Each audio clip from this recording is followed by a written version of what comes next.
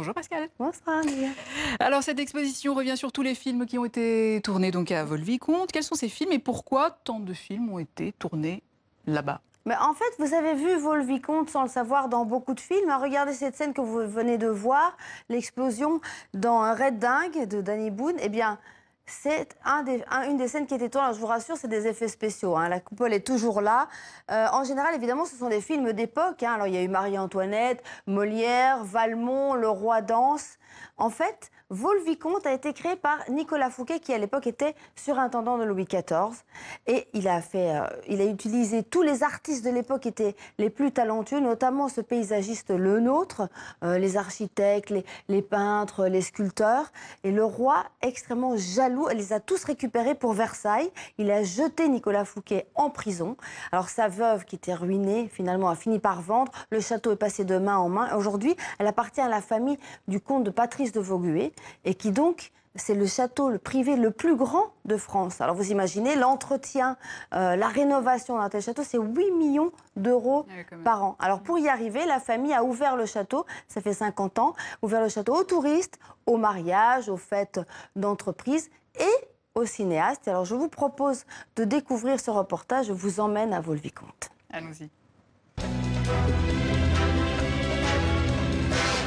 À côté de Paris, le domaine de Volvicomte a servi de décor à plus de 70 fictions. James Bond atterrit dans la cour du château qui sert de repère au méchant Drax.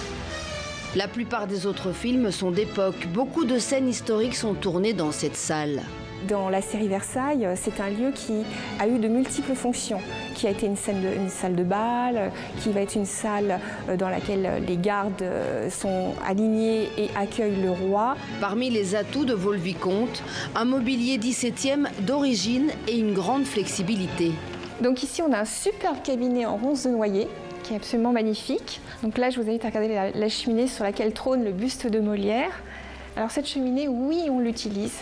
C'est ce qui effectivement plaît beaucoup aux productions, c'est qu'on puisse allumer nos cheminées, mettre de vraies bougies, choses qui sont absolument interdites dans les monuments publics. À 6 000 € par jour au lieu de 15 pour Versailles, les producteurs ont vite fait leur choix. Cet apport financier est vital pour les actuels châtelains. Sur cette photo, il y a mes parents. Mon père reçoit en cadeau de mariage le château, justement. Donc un peu encombrant, cadeau. Mais il accepte et il va décider l'année d'après d'ouvrir le château au public. Ici, on est dans les appartements de Nicolas Fouquet et de Madame Fouquet. Oh là là, il y a la peinture, c'est une véritable catastrophe. À chaque fois qu'on se balade dans le château, on voit des choses qui ne vont pas.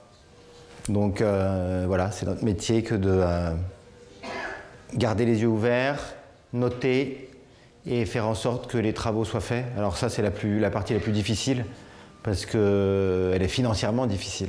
Difficile de conserver la beauté d'origine de ce château qui rendit Louis XIV si jaloux qu'il jeta Fouquet en prison avant de le copier pour Versailles. 4 siècles plus tard, la relève est assurée. À certains moments, il nous aide, Nicolas Fouquet. C'est-à-dire qu'on pense à lui et on se dit qu'est-ce qu'il ferait à notre place, dans sa maison, pour sa maison et pour sa famille. Ironie de l'histoire, Fouquet a sa revanche car aujourd'hui au cinéma, Versailles, c'est en fait Volvicomte. Voilà, une belle revanche. Alors courez voir cette exposition parce que c'est jusqu'au 4 novembre.